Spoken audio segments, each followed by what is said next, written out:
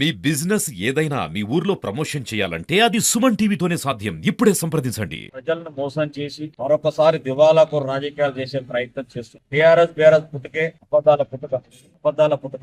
వాళ్ళ నాయకుడు గాని వాళ్ళ నాయకులు గాని మాట్లాడేది అబద్ధాలు తప్ప నిజాలు మాట్లాడలేదు. ఎందుకంటే నిన్న ఒక ప్రెస్ మీట్ పెట్టడం జరిగింది. మహబాద్ చైర్మన్ ఆధ్వర్యంలో ఎలక్షన్ సంబంధించిన డీడీలకు సంబంధించి ఉచిత కరెంట్ సంబంధించి ఒక ప్రెస్ మీట్ పెట్టడం జరిగింది.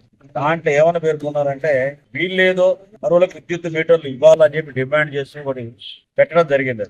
దీని మీద మహబాద్ ఎమ్మెల్యే గారు మురళీనాయక్ గారు గృహజ్యోతి పథకం కింద వచ్చేదాని కింద 935 రూపాయలు చెల్లించారు. ట్రాన్స్కో సిఎండి అరుణ్ కుమార్ తోని మన ఎమ్మెల్యే గారు మాట్లాడి ఓనర్షిప్ సర్టిఫికేట్ లేకుండా సబ్సిడైడ్ కింద తీసుకోవాలని చెప్పి డిమాండ్ చేయడం జరిగింది. ఎందుకంటే మహబాద్ మొత్తం కూడా ప్రభుత్వ భూములే ఉన్నాయి.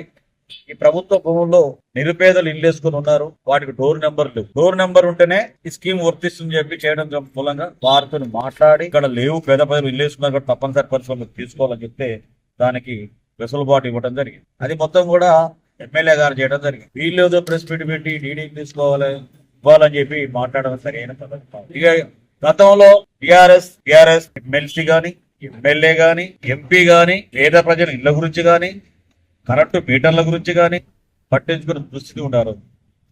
వాళ్ళేది ఆల్రెడీ రాష్ట్ర వ్యాప్తంగా గృహజ్యోతి కింద పథకం వర్తిస్తుంది. దానికి సంబంధించిన జీవో ఇది ట్రాన్స్కో జీవో ఇప్పుడు తెలుసు అందరు కూడా. కావాలని చెప్పి దీని ప్రధాన ఉద్దేశం ఏంటంటే మొన్న 23వ వార్డులో కొంతమంది కలిసి ఇళ్లలో కూర్చోబెట్టి ఈ మీటర్ల అప్లికేషన్ రాయడం వసూలు పెట్టింది.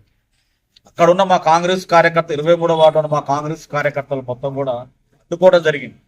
అడ్డుకున్న తర్వాత సురేష్ అని లైన్ మ్యాన్ ఉంటాడు. లైన్ మ్యాన్ తీసుకుపోయి ఇంట్లో కూర్చోబెట్టి మొత్తం మేమే చేస్తాం చెప్పడం కోసం కుటిల ప్రయత్నం చేయబోయారు. ఆ కుటిల ప్రయత్నం మా కాంగ్రెస్ క్యాడర్ మొత్తం అడ్డుకుని అతన్ని మళ్ళీ అక్కడికి డిప్యూషన్ వేరెక్కడికి పంపించి మళ్ళీ వేరే అధికారానికి పంపడం జరిగింది.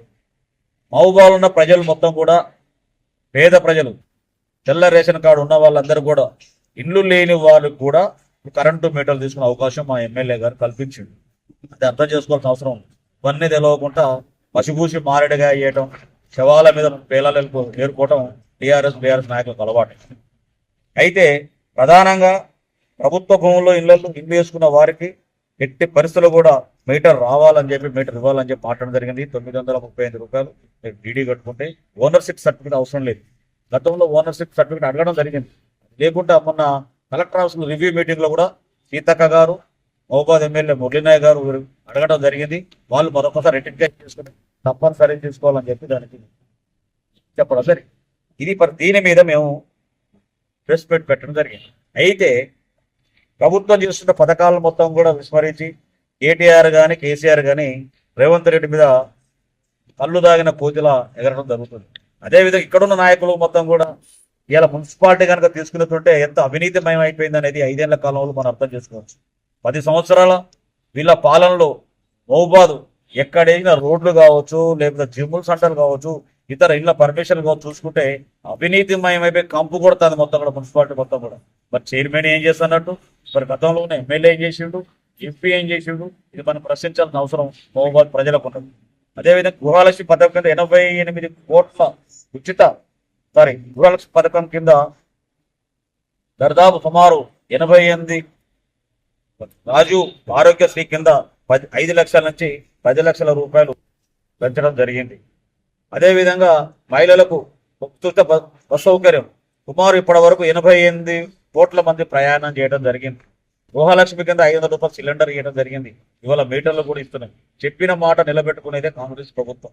అదేవిధంగా రైతు భరోసా కింద, అదేవిధంగా మిగతా ఇందిరమ్మ నియోజకవర్గానికి 3,500 ఇల్లు సుమారు 4,50,000 ఇల్లు ఇవ్వటం కోసం ఇవాళ కాంగ్రెస్ పార్టీ రేవంత్ రెడ్డి నాయకత్వం సిద్ధమవుతుంది. అదేవిధంగా 22,22,000 మందికి సుమారు 17,860 కోట్ల రూపాయలు రైతు రుణమాఫీ చేయడం జరిగింది. మరి ఇవన్నీ అభివృద్ధి కార్యక్రమాలు కనిపించట్లేదా టీఆర్ఎస్ నాయకులకు అని చెప్పి మేము ప్రశ్నిస్తున్నాం. మీరు గనక మీ పద్ధతులు గనక మార్చుకోకపోతే లేనిపోని అబండాలు వేస్తూ లేనిపోని ఏదో మీరు క్రియేట్ చేస్తే మొత్తం కూర్చునేది లేదు. మీరు కావాలని చెప్పి మొత్తం కూడా మహబూబాని విషపూరితమైన వాతావరణం చేసి ప్రభుత్వ భూములు ఆక్రమించుకొని మెడికల్ కాలేజ్ అనుకుని 80 ఎకరాల భూమి సుమారు 80 ఎకరాల భూములు ఆక్రమించుకొని ఎక్కడ రియల్ ఎస్టేట్ చేసినా మొత్తం టీఆర్ఎస్ నాయకులు ఉన్నారు మొత్తం కూడా. అవన్నీ మొత్తం బయటకు వస్తున్నాయి. ఇవాళ 2 ఎకరాలు రియల్ ఎస్టేట్ చేస్తే దాని పక్కన 5 ఎకరాలు కలుపుకోవడం, ఇట్లా మీ బతుకు మొత్తం కూడా అవినీతిమయం అయిపోయింది మొత్తం కూడా. ఇవన్నీ దృష్టిలో పెట్టుకొని ఎమ్మెల్సీ కానీ, ఎమ్మెల్యే కానీ, మాజీ ఎమ్మెల్యే కానీ, ఇప్పుడు ప్రస్తుతం ఎమ్మెల్సీ కానీ, ఎంపీ కానీ, మీరు ఈ నియోజకవర్గానికి ఏం అభివృద్ధి కార్యక్రమాలు పట్టుకొచ్చో ఒకసారి మేము ప్రశ్నిస్తున్నాం. కేసీఆర్ గతంలో పురపాలక శాఖ మంత్రిగా వచ్చి 50 కోట్ల రూపాయలు శాంక్షన్ చేసిన డబ్బులు మొత్తం ల్యాప్స్ అయిపోయినాయి. అంటే మున్సిపాలిటీ తరఫున కానీ, ఎమ్మెల్యే కానీ, ఎంపీ గారు మీరు ఎంత ఏ పాట శ్రద్ధ తీసుకొని మీరు పనిచేసిన అర్థం చేసుకోవాల్సిన అవసరం మహబూబాబాద్ ప్రజలకు ఉంది.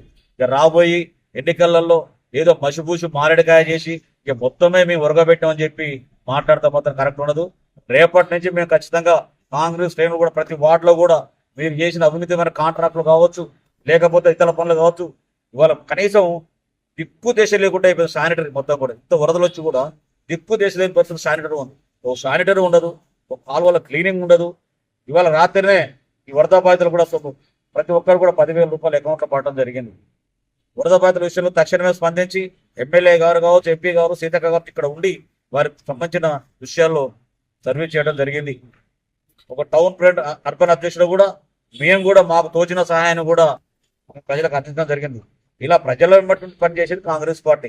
కానీ ప్రజలను మోసం చేస్తూ మాయపోతే మాటలు చెప్తూ మరొక్కసారి మీరు అధికారం రావాలని ప్రయత్నం చేస్తున్నారు. కానీ జాకీ పెట్టి లేపినా కూడా టీఆర్ఎస్ పార్టీ లేవదు. ప్రజలకు తగిన బుద్ధి చెప్పారు. రాబోయే రోజుల్లో మరింత అభివృద్ధి కార్యక్రమాలు కాంగ్రెస్ ప్రభుత్వం రేవంత్ రెడ్డి నాయకత్వం పనిచేస్తామని చెప్పి, అదేవిధంగా మా ఎమ్మెల్యే గారు, మా ఎంపీ గారు వారి ఆధ్వర్యంలో మానుకోట నియోజకవర్గాన్ని బ్రహ్మాండంగా అభివృద్ధి చేసుకుంటామని చెప్పి తెలియపరుస్తున్నాం. ఇవాళ ఎమ్మెల్యే గారు ప్రతి విషయంలో కూడా జోక్యం చేసుకుంటూ అభివృద్ధి కార్యక్రమం సుమారు 120 కోట్ల రూపాయల డెవలప్మెంట్ ఫండ్స్ తీసుకురావడం జరిగింది ఎమ్మెల్యే గారు. భవిష్యత్తులో కూడా ఇక్కడున్న మన నియోజకవర్గ మాజీ ఎమ్మెల్యే గారు ప్రస్తుతం ప్రభుత్వ సలహాదారులు వేం నరేందర్ రెడ్డి గారి సహకారంతో మానుకోట నియోజకవర్గాన్ని అభివృద్ధి పథకం నడిపిస్తామని చెప్పి మేము అందరికీ తెలియజేస్తున్నాం.